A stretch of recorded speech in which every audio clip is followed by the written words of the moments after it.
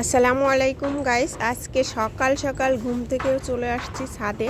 তো ছাদে আসছি আজকে আমার বাসার কেয়ারটেকারকে কিছু পুঁইশাকের ফল কেটে দেব, সেই জন্য মেচুরি কেটে দেব। তো তার এসে দেখি ছাদের নিচে যে সিঁড়ি রুম আছে, সেই সিঁড়ির ভিতরে দেখেন একটা পেঁচা, কি অবস্থা।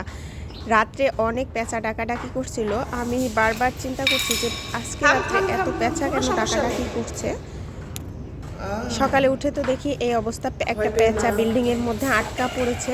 আর এই পেঁচাকে দেখার জন্য কত পাখি যে জানলার অপোজিটে ভিড় করেছে, দেখেন উড়াউড়ি করছে, হয়তো আপনারা খেয়াল করতে পারবেন। আর আমিও তো অনেক ভয় পেয়ে গেছি, পরে আমি আর ছাদে যেতে পারিনি। যদি আমার মুখে আঁচড় দেয় বা হাত ইয়ের উপর চলে আসে, আমি সেই ভয়ে আবার বাসায় চলে গেলাম, যে আনাচের বাবাকে ডেকে নিয়ে আসলাম। আনাচের বাবা ঘুমোচ্ছিল, সেই ঘুমন্ত মানুষকে আমি ডেকে নিয়ে আসে এই পেঁচাটাকে উদ্ধার করার চেষ্টা করলাম, ছেড়ে দেওয়ার। তো এই যে আনাচের বাবা এখন পেঁচাটাকে খুব সাহসের সাথে ছেড়ে দিচ্ছে।